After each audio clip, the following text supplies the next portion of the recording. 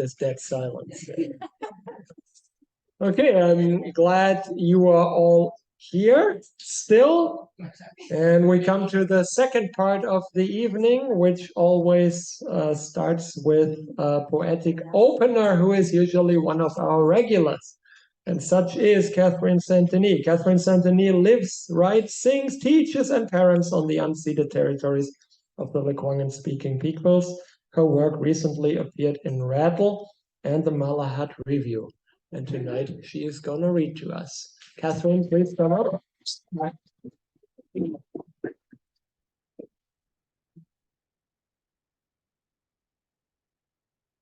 Thank you so much. It's so great to be here, and I feel honored to be reading at the same mic as everybody who just read in the open mic and the poet who is coming after me. I'm excited. So I have this problem about writing really depressing things, and so I set out today to write a hopeful poem, and it didn't turn out that way, but I'm going to read it to you anyway. Teachers are notorious for being terrible thieves, and I went to the paint store one day and got a giant pack of paint chips to do a project with my students, but I never ended up using them. And then I thought to myself, I wonder if I could make like a chapbook full of poems that were all inspired by different colors out of these paint chips. And I've always thought it would be fun to have the job of coming up with the names of the colors.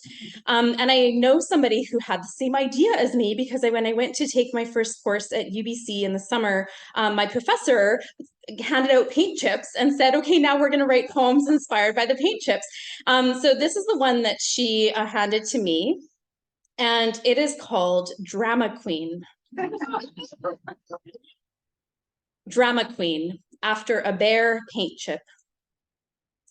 Before desire, there was this color, rolling the shadows against its lips, painting itself on the insides of things, voluminous velvet skirts spinning, the pain song of a bruised kidney, a stand-up bass, bowed heavily from frog to tip. This color is iron filings between your teeth and gums, an old square of sponge on your wounded tongue. It holds you hostage on the teeter-totter, half off its seat, threatening to drop you. You want to blow on it like a spoonful of soup, but it pours down the front of your shirt, thick, goopy, unwashable. It stains you with the sound of grief, your lover's long moan. But this color came before desire. It wants nothing but to extend its hands, spread 10 rust-tinged fingers, and let the silken molecules of the whole universe slip between them.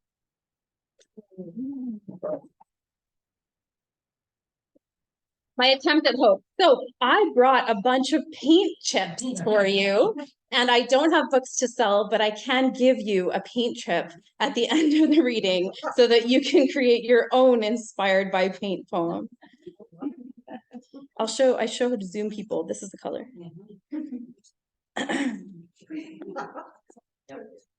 This poem goes back a little ways, for those of you who remember the turn of the millennium.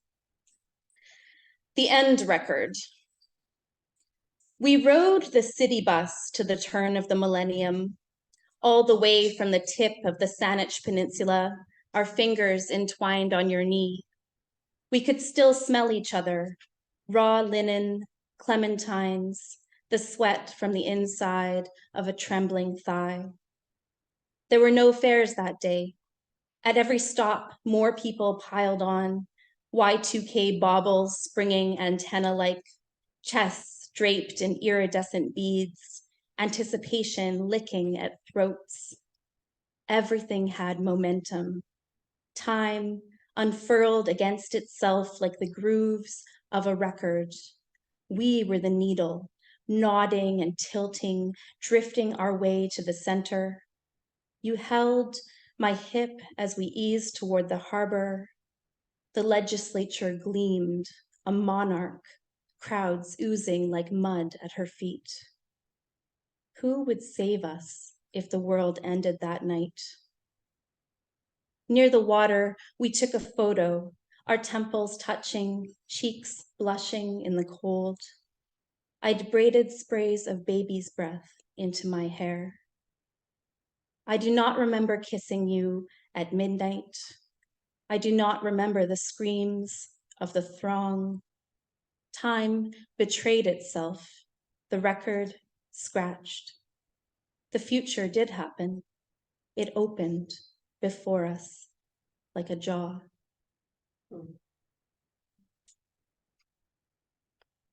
So my daughter lost her dad to a fentanyl overdose many years ago. And this poem is one of the poems that I've been writing about that event and missing him. And it relates to a number of other poems, and I think I'm going to throw them into a chapbook at some point. So here's one called Bodybuilding. This is an ekphrastic poem after soap carving. There's an artist named Thomas Buck, and he carves wrestlers' figures into soap. And the one that this is after is called Yusup. 2023. The bodybuilder is carved out of ivory soap. Rounded pecs, elbows bent, hands pulled taut, and then the blocky, rock-like thighs. The figure is cut off at the knees. 1999. The truth is, I've never been drawn to guys with big muscles, but still, I kiss your biceps as you fuck me. I want us to agree on what is beautiful. 1975. Your mother has been building your body cell by cell within her. Soon you will be born. 1987.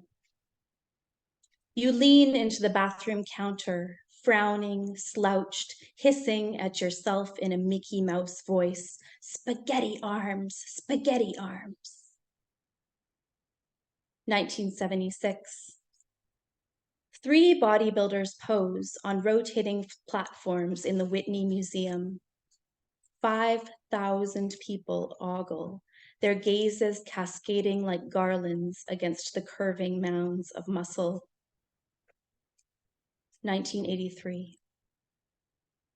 Your stepdad tells you a man isn't a man if he isn't strong. 1994. You and your best friend take turns dropping trow, stabbing the needle in. The juice works. Soon you're grinning, flexing your big guns side by side in the gym mirror. 2000. I watch you chug protein shakes and 4-liter jugs of milk, gorge yourself on wieners and cans of tuna. Bile rises like a hot voice within my throat, but I say nothing. 2009. I cringe as I read the abstract. Our findings corroborate previous suggestions of associations between anabolic androgenic steroid use and the use of other licit and illicit substances. 2001. You lay our infant's belly along your forearm, her cheek in your palm. Did you ever have permission to be so soft? 2007. You have carved your own body from a block of soap. The body is cut off at the knees. The body has no head. You set your body within the lip of a powerful tide. It dissolves there.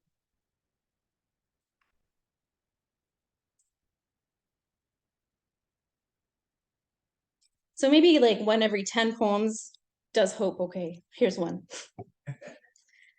Jenna Butler in the summer did a fantastic workshop with writers related to PEP, and part of the workshop was about our grief surrounding the environment, and part of it was about our hope. But the title of this poem is "Leaving the Environmental Grief Workshop."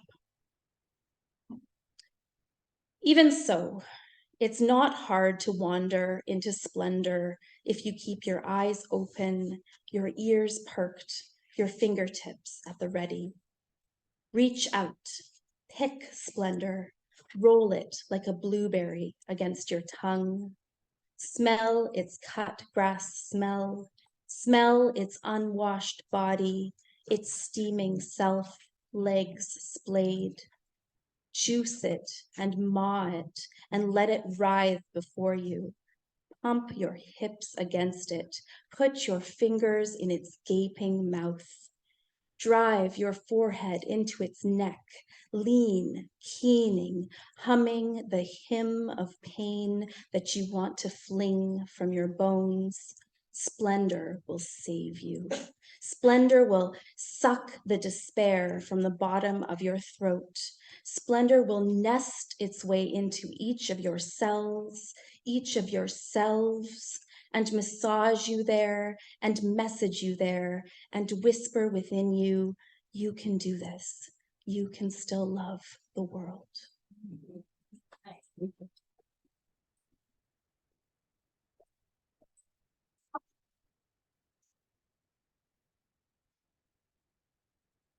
Thank you very much, Catherine. What a beautiful poetic opening. And now we come to our featured reader. D.A. Lockhart is the author of 9 collections of poetry, including Devil in the Woods, published by Brick Books in 2019, and Tukone, Where the River Narrows and the Shores Bend, published by Black Moss Press in 2020.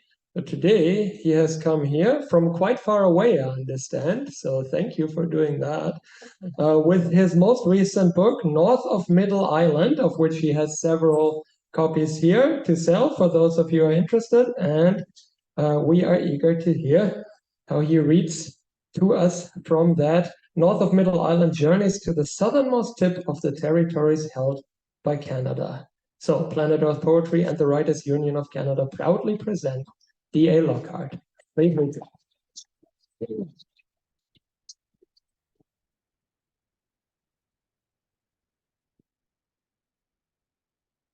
Oh, we got a little screen here too, eh? Wow, it's like a jumbotron. If I'm going to be talking about wrestling, I think it's really appropriate to have a jumbotron. Now, all I need is pyrotechnics. Okay, well, before we get into the wrestling, we'll get there in a minute. I just want to thank everyone for reading and showing up tonight. Big round of applause for our opening reader, which is Catherine. And I want to tell you something. If you want to do poems on colors, you have to. I had someone absolutely massacre one in college. We won't talk about hers. But I will say that we have a family member who works in the auto industry. Well, I'm from Windsor, so yeah, we have a ton, Windsor, Detroit. And there would be so much interest in a poetry collection about color. Please do that. And that's what I want to say. And our open mic readers, wow, thanks, Victoria. You guys can really show up, and I really appreciate that. So tonight, I'm even selling the copy in my hand if I could stop sweating on it. This is North of Middle Island, which is from Kegadon's press. This is an all Indigenous owned press, so it's a very appropriate press to be representing tonight. On the front, it's been around for 30 years. Kateria Wednesday Down, who's based out of Ottawa. The press itself is in Central Ontario, and they put the book together. You're going to look at the front cover, you're going to see this funny mask, right? And I shouldn't say funny, it's my sacred mask. This is the macing. It's one of our big symbols. Oh, sorry. The macing right there. There we go. We got both. So this, usually when you see that, that represents Lenape. For those that don't know me, I'm from Moravian of the Thames First Nation. We're Lenape. I'm Unami Lenape. So my people come from New Jersey and Philadelphia. We've been wandering for a long time, so wandering Victoria was not a problem. We eventually settled in Indiana, so you hear me talk about Indiana a lot. Let's not talk about Indiana today, other than what you've already heard me say. So, on the side note to this, North of Middle Island is a tiny island that touches the U.S. border in Lake Erie.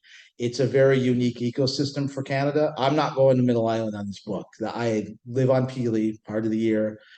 It's a very fantastic island if you like nature and birds. Margaret Atwood hangs out there. She has a place. Bumped into her many times on the island. It's a sort of magical place of vineyards and birds and people in golf carts.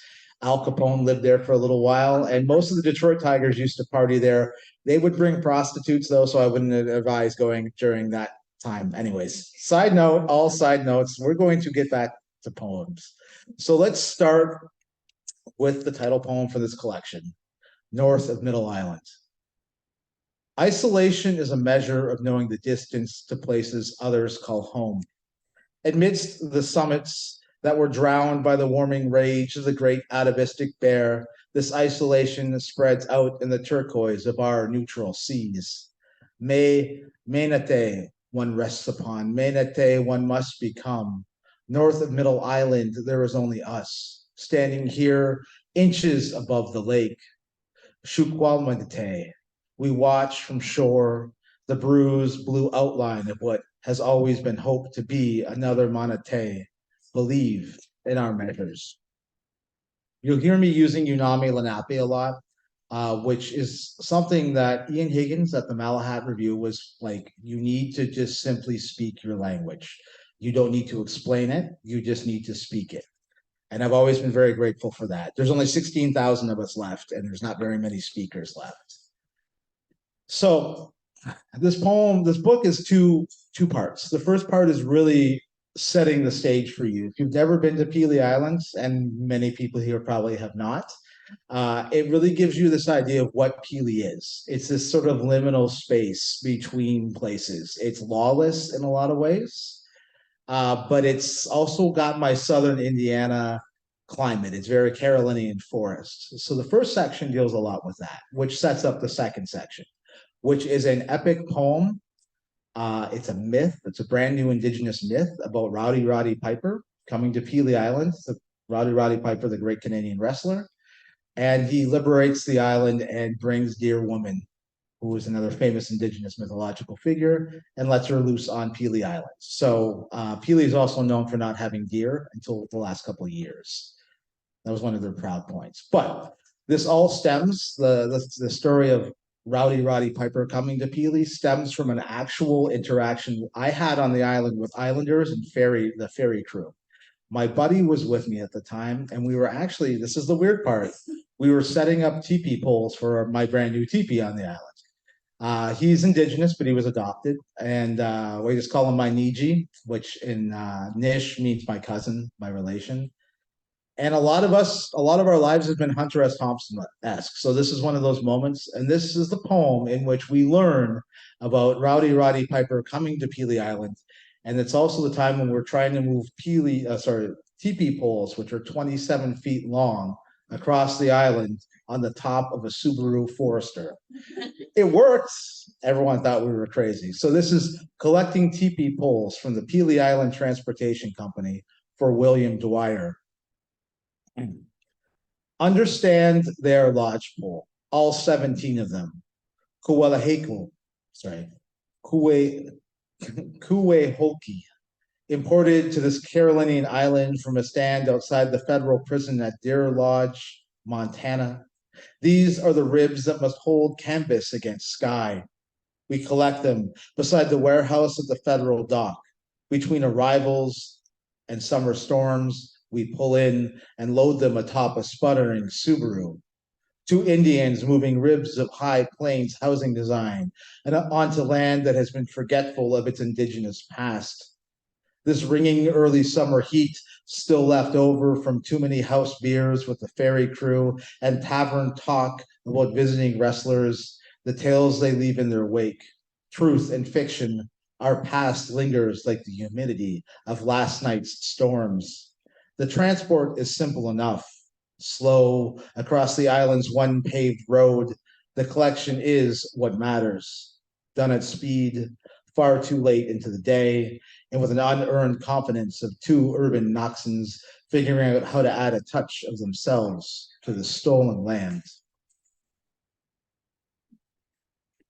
I wanted to read those two, because the next part is Piper, and I'm going to give you try to give you as much of a full canto of Piper as I can. Who remembers Beowulf? Who suffered through Beowulf?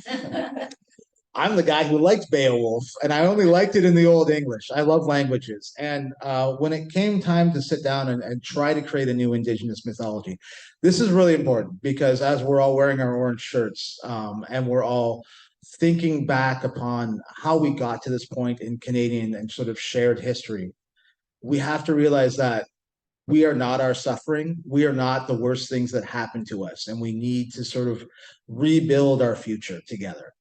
So one of the ideas when I sat down to write this book was to create this new mythology. For us, Lenape, we meet once a year at the big house. It's around this time of year. It's a couple more weeks away, maybe a full month away. We were people that were spread out all over the place. So we would come together in ceremony and tell stories. I actually have a collection called Wenchikane Visions, and Wenchikane means speaker, male speaker of visions in the big house.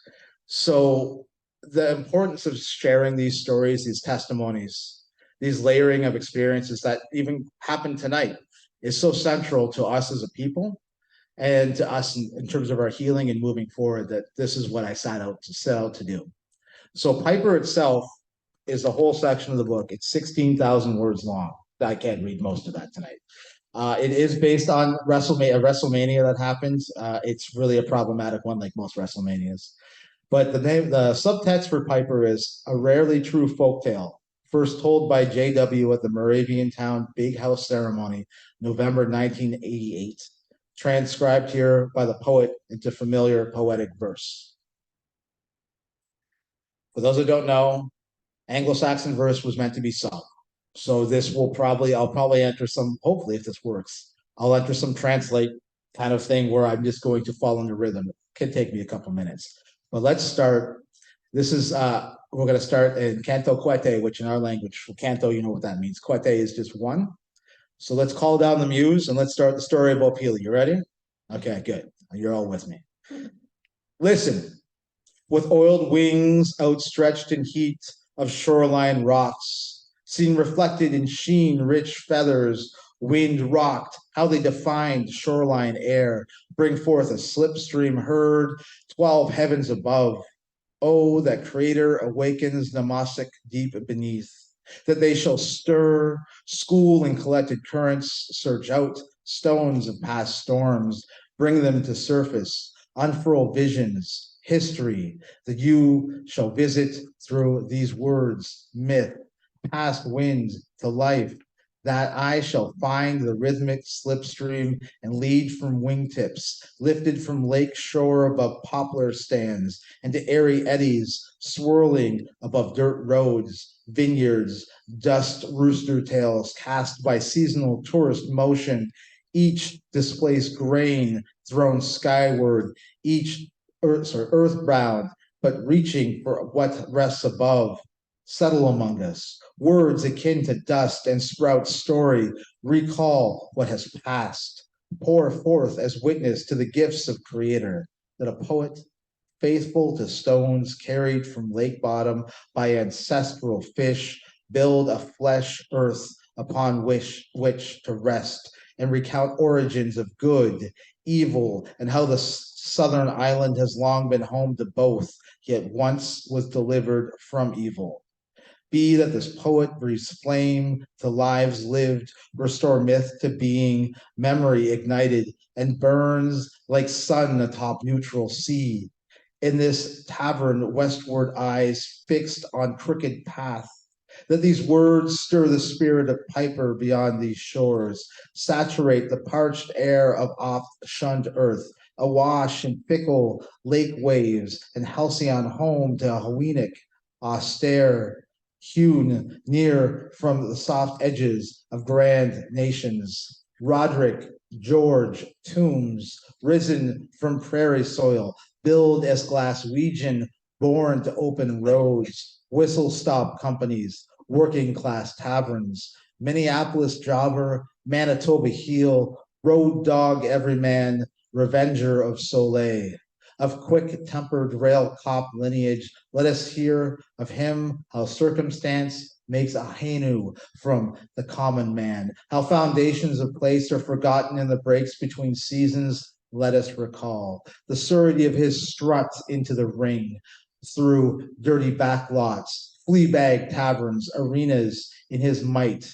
One name from his six, Rowdy Roddy Piper, is referred to as Piper. This one island made of three, once heated in a temper of Ahtuhxkwe, inland campfires, flowered in honor songs of island hopping and successful hunts, joy in reaching of furthest regions of ancestral homelands, unspoken history of how one's spirit mingles with one's land, rejects the namings forced upon it by greedy newcomers, allows those that walk with it to share spirit, become reflections of one another, enter into the Nax Kunetawan. Naturally, this is the state of all things past shared in words, in deeds, in what is taken, in what is given. This one island that we call Pelee, upheld in peace between swells of a fickle, neutral sea. 2 generations here, Ham presided over this island through spirit, through deed, through North Shore Tavern, an open door to those that walk the island's gravel ways. Illness descended, like green algae slurry coating of the shore, washed in from a dying bay at the mouth of a distant river, named for the keepers of our ancestral inland fires. Illness that choked breath from Ham, as Pite broke life from our Ahtuhxkwe homelands, broke spirits and lives from our Unami ancestors, as Naolin warned an epidemic of epic settler hunger would in dead press life from our world, leave open wounds, forced us to walk across a continent with our ancestors' bones, building treaty, trailed by hunters. We were warned of wicked medicine and understood that evil can take root in all places, sacred and profane. Death is a side effect of evil medicines arriving. And so it passed that scudder loss, the Nkuli, a grand natural man of cheap libations, one who would lead by act, by joy, by every jovial move. Isaac Ham had fought an invisible foe, fought well, but was overcome from within. An illness that ate insidious, like pite on shore, squeezed from within. When Ham's spirit passed from sandy northside shores to the white way, we one day will all walk. Os Okwasak cried out from shattered woods, southside vineyards, backyard fire pits, bellowed sadness, and guided his slipstream soul from his islands along Ahtuhxkwe. As those loud howls hung above the lake, the greenhouse lights of Leamington gutted the path of stars, signaled a tear in the world, told evil where to land and take root. And for 7 nights, lights seared the sky, calling out after Ahtuhxkwe, returned to silent lingering along gravel lanes and windbreaks. On the 8th night, lights diminished, and dry, heaving clouds crowded in. Sapahele crackling through ominous banks of dirty clouds. Unsettled copper protectors, unseen, had gathered below, pulled remains from the ship burial grounds at bottom of our neutral sea. Sapahele gathered above this island, lurking, inspecting quiet, dark waters, departed before calm of daybreak, island wreathed in dull light, stilled with grief, steady herself as if stitched back together by shifting migrations of cormorants, gulls, killdeers, defiant in steady braidings. Sewn back together, islanders continued, quotidian concerns despite their grief, in spite of dreadful, ominous signs, seas still against shore, Chimena lazy in their Cooper's Road foraging, firecrackers gone quiet in vineyards, virulent mourning above those Ham left behind. Alarmed township leaders, they lifted their bodies to motion, hearts bent to ground. They continued on in a coma of grief, became an island-wide illness that wore on from day to night, back to day. And on the 10th day, tired of somber atmosphere, unclear futures, unlikely past, vintner Guido gathered with elders in the shed behind the shell of the old casino at Land's End. Electric carnival of distant Sandusky sprinkled the horizon, an alien mainland through maple stands. Shadows huddled along the shore spoke of past and future, of island life forever changed, and lights across the lake, neon reflective out of time with resonance. With our dry land, they danced in loops, cavorted the sky in shafts of burning blues and raucous crimsons, racing towards sky, then water tumbling between worlds of waking and beyond. Each rise and fall steeped full with uncertainty of this island's unfolding present. Horizon ablaze, hovering as a muted specter, specific need for testimony delivered to and between those left behind. Guido gathered them all, 10 in total, and with well-aged wine served warm and dim lantern light, open door to lake, they spoke of stories brought to their secluded home and mixed like myth, coaxed, borrowed out of vacuous necessity, filled their island niche of history with tales outside their home. Ambrose, island birdman, boldly recounting old Ahtuhxkwe tales of water serpents, clouds of Aminioke, appetite of mainlanders for brief stints in their bucolic island home, their hunger clear in lakeside cottages used for 2 months a year, monsters on edges of a hollowing out homestead of hardy survivalists. Serenity comes from strength, outlasting the whims of come from a ways, carrying for stretches of creation gifted to you and yours. Youth is foreign to this island. Excuse me. He intones through nostalgic tales of ethereal twilight skies speckled with sparkler petals and laughter, languid walks along beach and gravel roads broad enough between poplars and sycamores, parading wants and memory aside each other.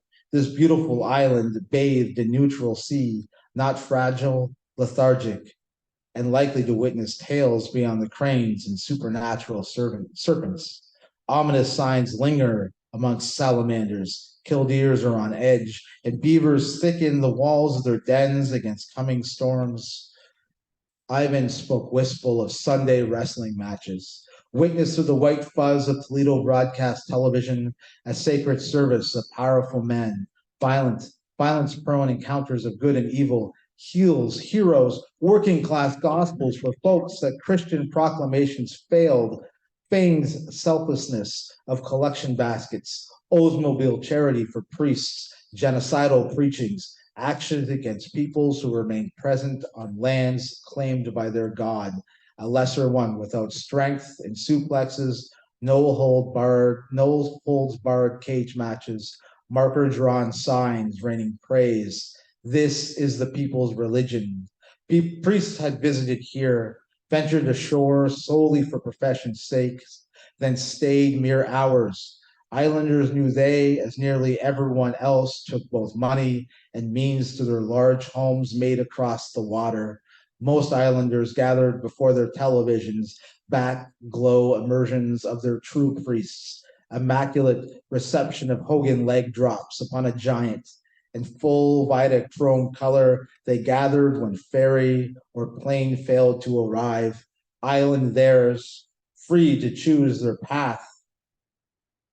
They follow. They attended myth, experienced abundant joy, understood salvation, enters sauntering down the alley to the ring, resonating bells calling spectacle to begin, declaring service is concluded, separating warriors, signaling victors from those vanquished, promising decisiveness in simple, sweet, declarative tones.